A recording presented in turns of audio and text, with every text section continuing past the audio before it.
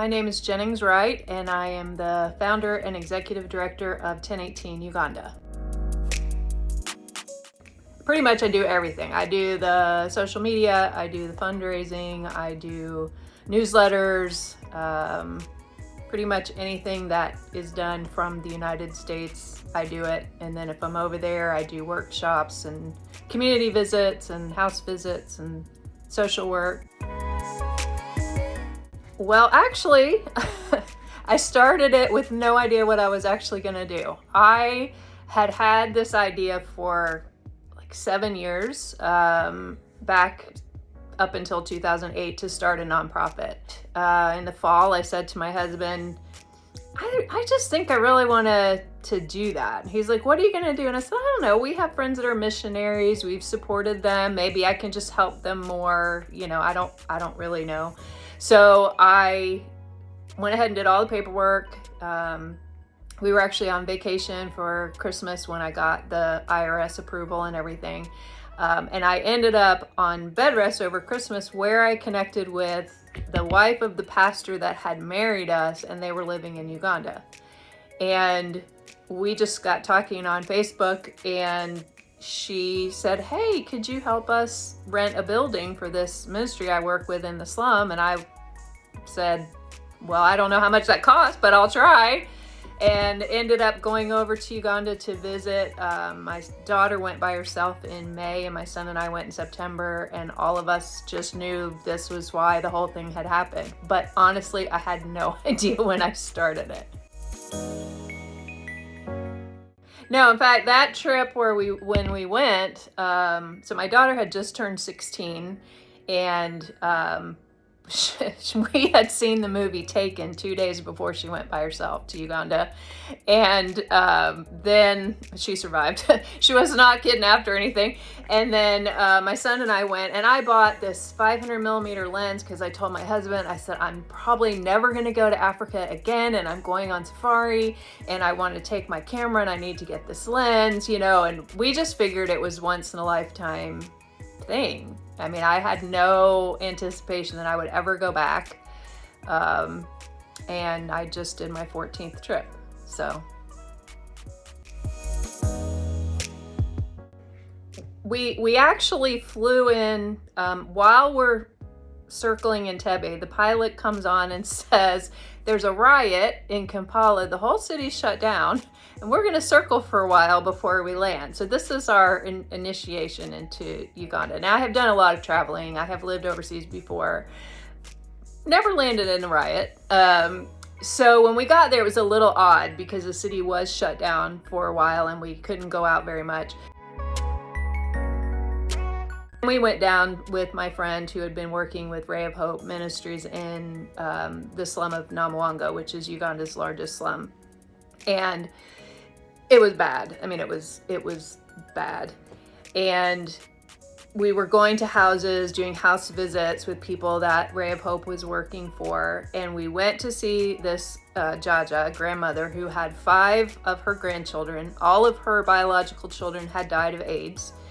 And she had all of these 5 grandchildren by herself. Her husband had died.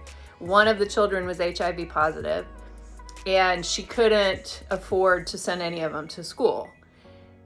So we were talking, we were in this little one-room place, and my son had just turned 13 in August. This was September. And we got to talking, and the lady was saying, I can't send them to school. We barely have enough money to eat. And my son turned to me and he said, I'll send them. And that was it. I mean, it just clicked. Like, it was just like, okay, this is what we're going to do. I don't know what we're going to do. I don't know how it's going to work, but that was the moment that I just knew this is what we were doing. It was just one of those moments where something's changed. Like, you may not know exactly what has changed, but something has changed, and that was the moment. So we started doing school sponsorships from that first trip. And over the years, we've sponsored probably close to 100 kids from primary through secondary, some university, some vocational school. We also worked with their women's group called Namuwongo. We had women's cooperatives of ladies that had HIV/AIDS.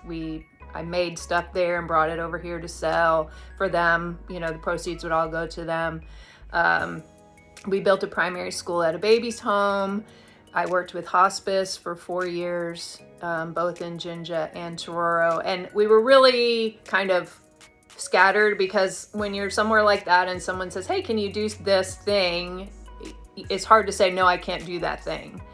And my kids were going with me. My daughter and my son were going with me. And then we had an issue with a partner, that we had a financial issue. But at that time, my husband and I were moving to Nicaragua anyway. And so I just sort of shut everything down, thinking maybe I would be shifting to work in Nicaragua, which never happened. When I came back to working in Uganda in 2019, I had a bakery and I started doing pound for pound. I was making granola, and for every pound of granola I sold, I would donate a pound of food to some schools that we had worked with previously. And my son and I went over in January 2020, and I kind of was 50-50. That might be the goodbye trip, like it might be done.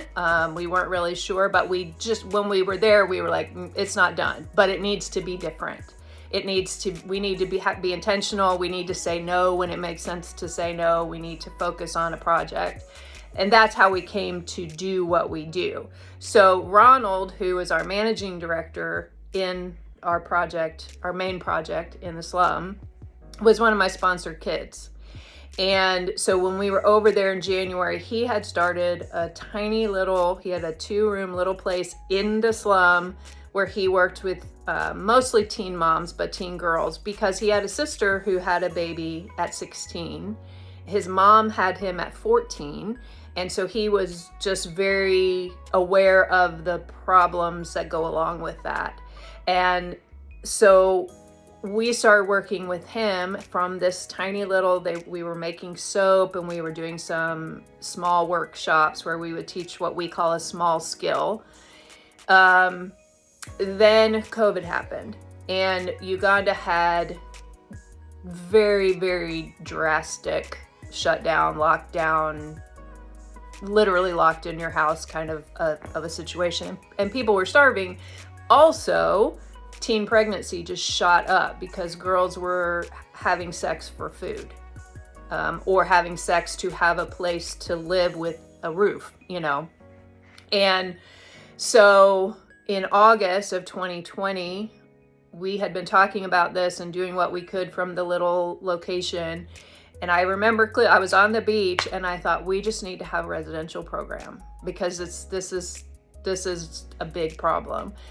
And it just sort of dropped right in my head. I texted him from the beach. I'm like, here's what we're gonna do. And so in October, we got our property. That's our compound. We rent it. We didn't purchase it.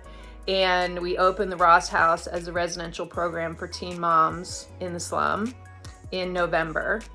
And then we started Skills for Life to teach vocational skills. Hairdressing and tailoring is what we started with in January. We've since added literacy, computer literacy, videography and photography, and we have a free clinic and a whole bunch of other things, and expanded our residential program. But that's how it started in, we'll call it 1018 Uganda 2.0. I come from a long line of volunteering ladies. My grandmother actually ran the gift shop at our hospital as a volunteer, ran the whole thing, merchandising, employees, everything, till she was 85, along with a whole bunch of other volunteer things. My mom always has, and is on now as she's retired, several boards. So I kind of grew up with that. I've also lived in Guatemala. I've lived in Nicaragua. I have traveled a lot. I homeschooled my kids, so I kind of had a lot of practical education experience, and I did my graduate work in psychology. So all of that, in a very, weird way, tumbled out into my superpower, which is problem solving. combined with Ronald's superpower, which is administration. And we just have been able to, thanks to technology largely,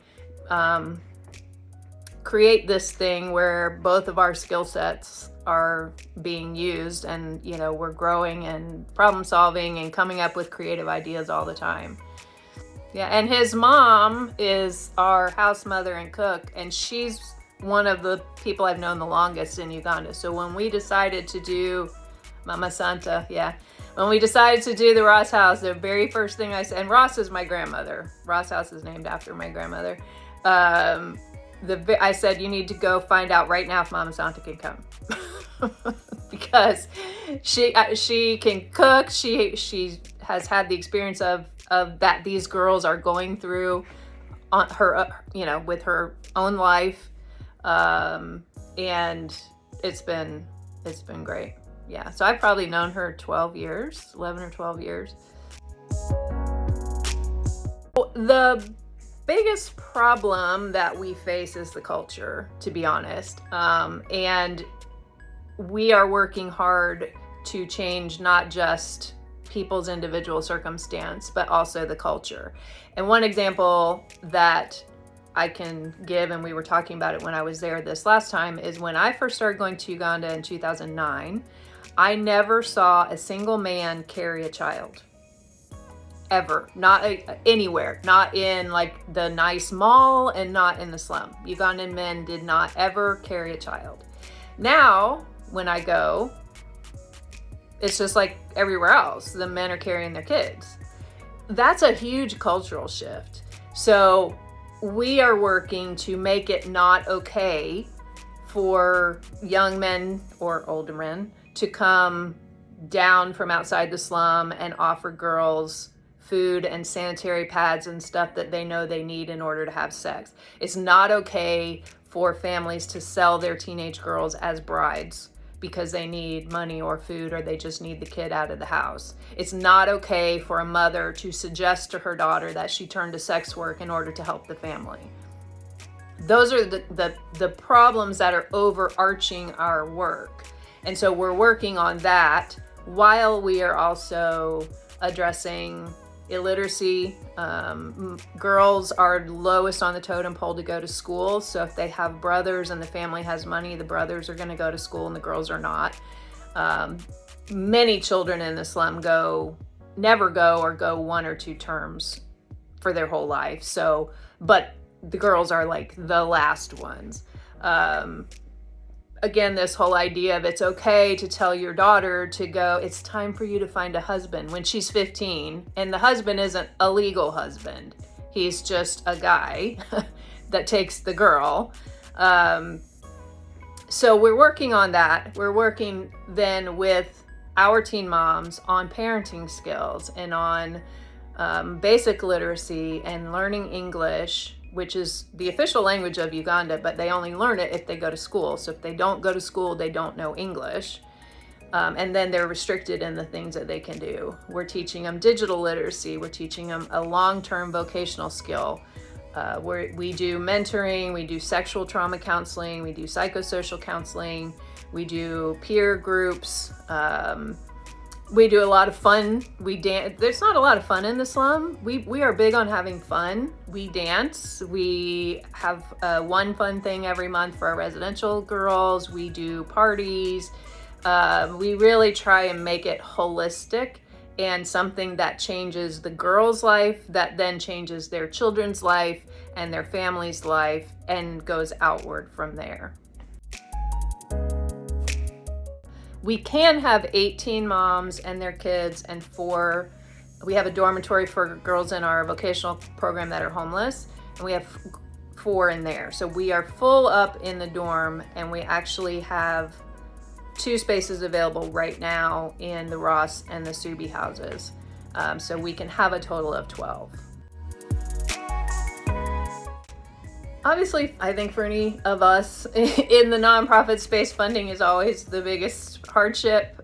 We kind of restarted in February 2020. As we all know, this was just when COVID was coming along. So timing wise, somebody would have said bad time. We actually grew 70% last year in 2021. We grew a lot, but I mean, we were just revamping, but from 2020 to 2021, we grew 70%. We're going to grow more than that this year, I think. But it's a constant thing.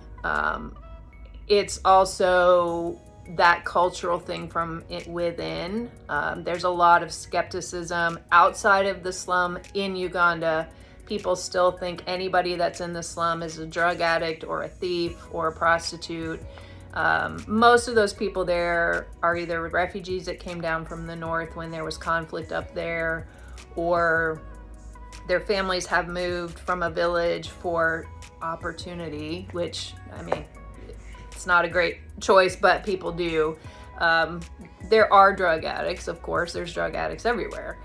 But that sort of, we don't get a lot of help from within Uganda because there's not a big culture of charity.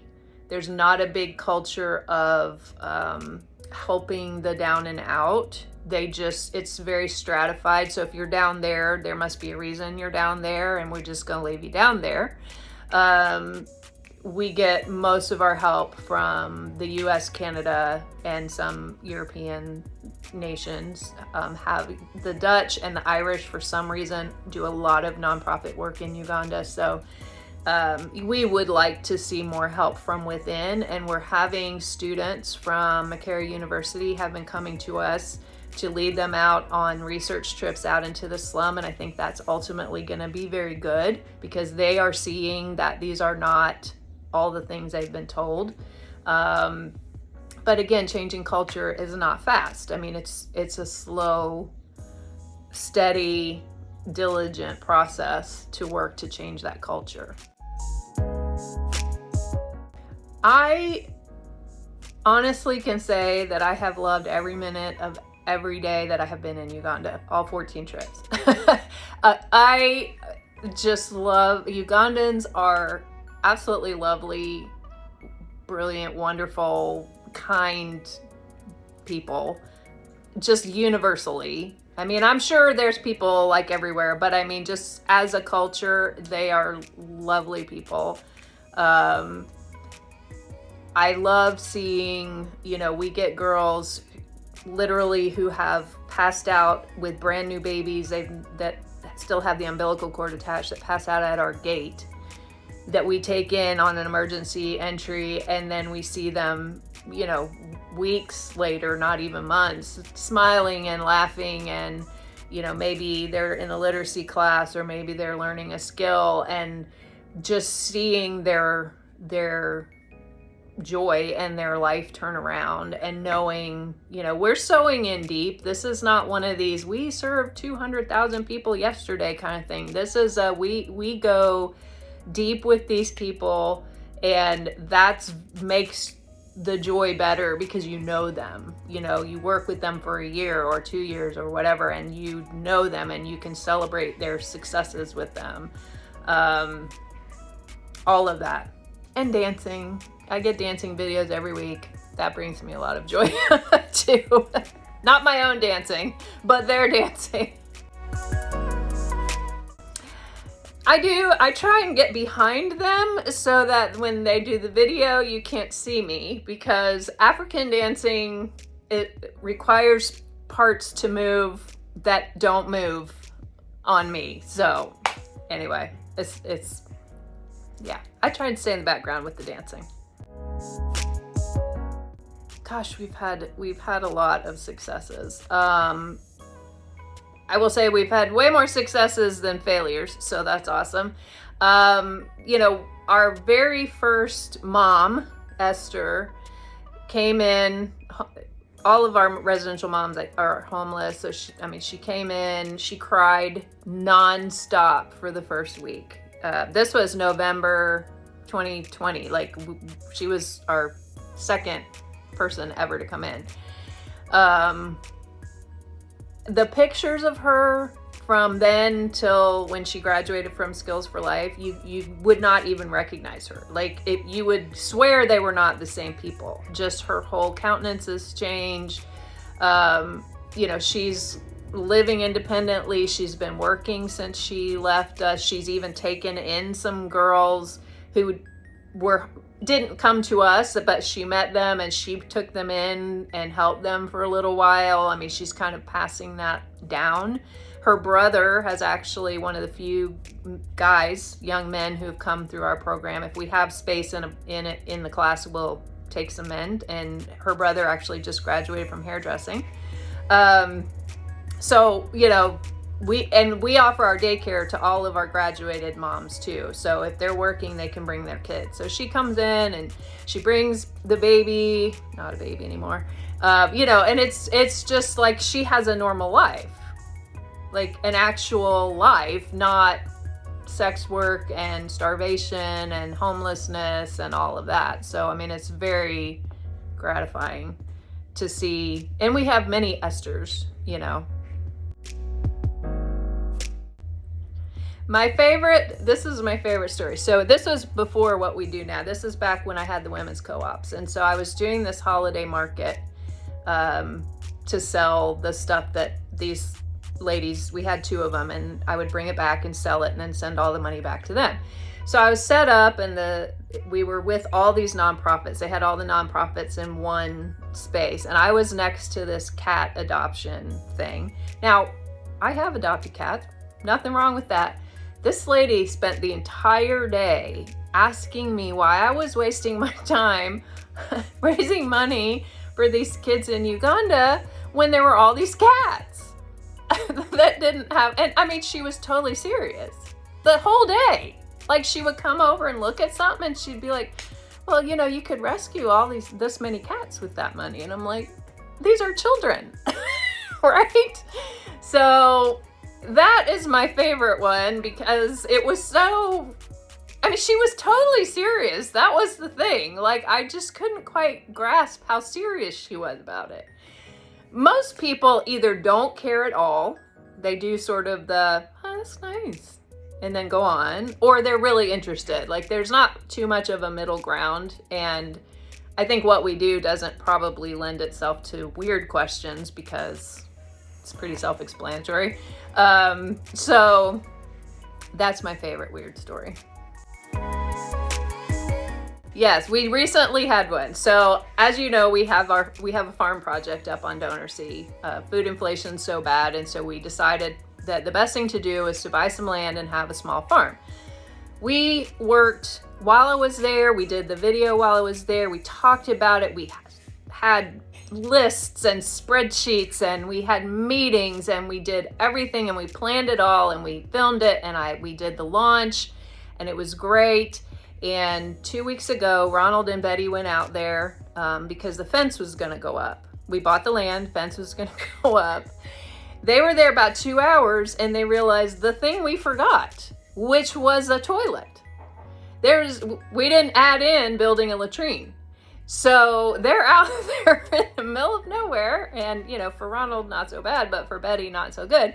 She had to run like way far away to a neighbor to find a latrine to use. So yeah, I thought that was hilarious. I mean, all the planning that we did, and we didn't even think about a toilet. Yes, we have now added it to the project. And we're built, I mean, it's almost built now, but it was just, they were texting me and I'm like, it never occurred to me either. I mean, I never thought of it. So they're right now 7 hours ahead. When we're on standard time, they're 8 hours ahead. So pretty much I work from when I get up in the morning. Ronald and I have a couple meetings a week, usually around 1 now on daylight time, my time, which is 8 p.m. his time, at which time then I'm done. Unless I'm doing a newsletter, you know, writing the newsletter or doing social media or something like that. So, barring a crisis, like we do have some pregnant teen moms, and sometimes they go into labor. So, you know, barring something like that, I am pretty much working from any time from early morning till 2, and then I'm pretty much done. I mean, not if you're self-employed, you're never done. and I'm, basically self-employed. I mean, I don't make a salary, but I'm self-employed anyway. So, yeah. It's always there though. I mean, it's always on because you're always thinking about it and wondering and looking at pictures and making reels and doing social media and got to do a newsletter and year-end giving's coming and got to think about that. So the problem is, having been there so many times and done so many things, I know what it costs to do something. So I'm like, if I made $50, I know what $50 does over there. It's really hard for us in the States, $50, especially nowadays, isn't all that, it's not all that much money. It's a lot of money over there. So, I do have that sort of, not really. I have 21 paid employees over there. We don't have any paid people here. And that's just kind of how it's always been. I don't have a problem with people making money from their thing. This is how we started, and every time I sort of think, then I think most people don't know very much about Uganda because they know about Kenya, and then they might know about Tanzania because of Kilimanjaro, maybe. Uganda was called the breadbasket for the British's colonization over there. Churchill called it the Pearl of Africa, and what they did is they developed Kenya, and they basically made Uganda a big farm to supply the British people and soldiers and Kenya and all that. So I think most people don't really realize how beautiful Uganda is. They'll see pictures of me in sweatshirts and jeans, and they're like, what are you doing? I'm like, it's 3,000 feet above sea level in Kampala. I mean, it's chilly at night. So I think people really don't know about Uganda much at all, and that they speak English, that English is the main official language, for instance. It's a great, and that you can do safari there and see almost everything you can see in anywhere else. They don't have rhinos. I think only Kadepo has cheetahs, but you can see elephants and giraffes and impala and gazelle and many crocodiles and hippos and everything else much cheaper in Uganda. I think people, you hear Kenya, Botswana, South Africa, Zambia maybe, but you don't hear about it. But the safari lodges are great. The animals are all there. So this time, Ronald had never been on safari, never been to any of the national parks. And so I took him, we went on safari. We always do one fun thing on the trip. So this was the one fun thing. And all the babies had been born. So we saw baby zebras and baby giraffes and baby gazelle and baby impala and baby eland and baby hippos and baby everything. So it was really fun. Yeah, it was really, really fun. We actually got invited because someone who's now on our board, who was totally anti-charity, knew Gret and told Gret about us, and then you guys invited us, and we started in August. I think our first public project was in September. We're going with September 15th because we're gonna do a project for our 1-year project. And it was a lot of work at first, I'm not gonna lie. You guys have changed some things because of my comments and suggestions. But we had already started our photography videography class, and we just got those girls working on our content, and just sort of, I'm really stubborn, and we were gonna make it work. And so we've passed, actually at the end of June, we passed $30,000, but then at the end of July, we had passed $50,000 because of the farm. I mean, the farm project came on in July, and we had some wonderful donors. We tried to be creative, we try and be fun, we try and, do good quality. And, it's a lot of work. I have people ask me about it often from other organizations. But for us, it's really been a good partnership because we can show what we're doing, and we have to be a little more creative. Some of the great content on there are all these surprise things, like the one where they surprise the guy with the wheelchair or surprise somebody with crutches. We don't have very many surprises because we do an ongoing work, but that's made us be creative, because it's harder really to do fundraising for something that is ongoing, because we don't have those gotcha moments. You know, we don't have those everybody's crying now because the guy's got his wheelchair. And I've done that in hospice. When I worked with hospice, I delivered crutches to a lady who was crawling around on the ground, like just like that guy. So I appreciate it. We've just had to be more creative because that's not what our project is. That's not what our program is. But I think that's made us better, and it's helped us actually focus in the project itself, because we're paying attention to things that we weren't so much paying attention to. I mean, you know, days go by and you don't really realize what's happening. We're like, always, we can make a project out of that. Hey, let's make a project out of that.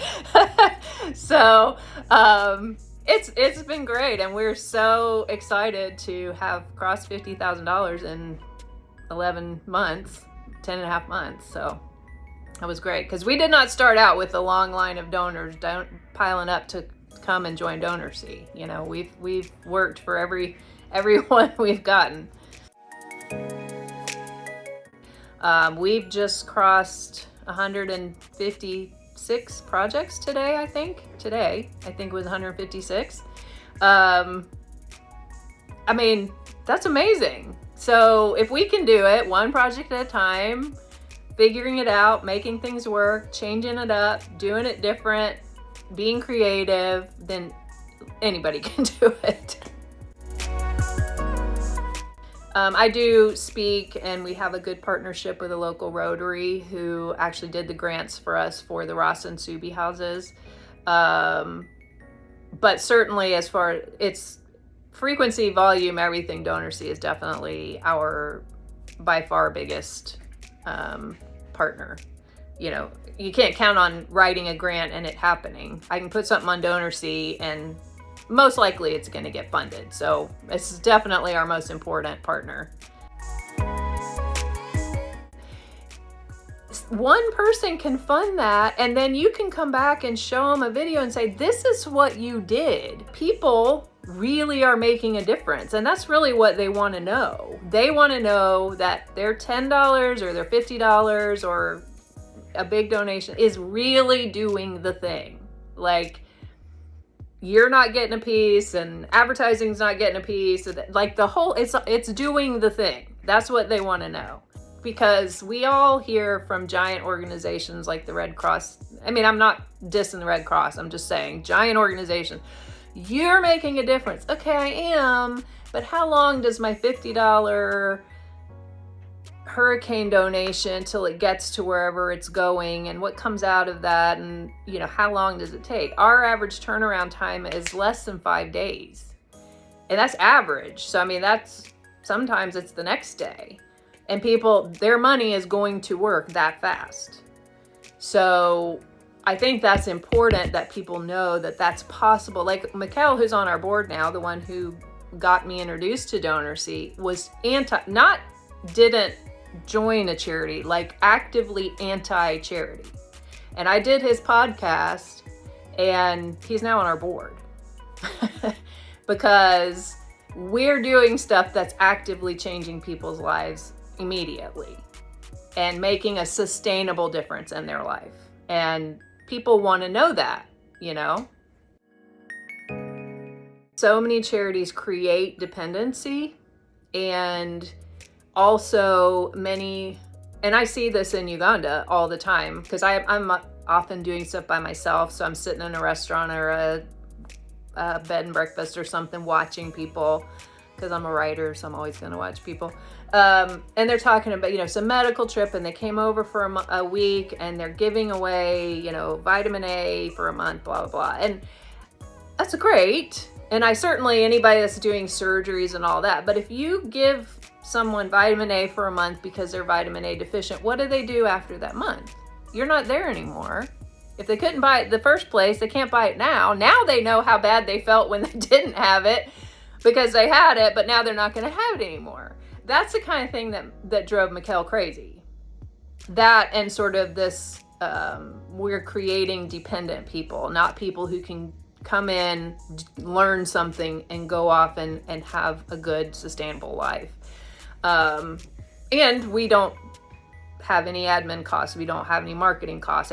All that stuff's donated to us by people who pay for our website, who pay for our newsletter service, whatever. So I think just a combination of we really are making a difference, and it's a sustainable difference, and it's going to literally change people's lives, and that is possible is what changed him. That's just my philosophy. I mean, that's my philosophy pretty much in anything, is to do it deeply. Like if I learn gardening, I'm gonna learn gardening, right? If I write a book, I'm gonna write the whole book. So, it's just, that's how my brain works.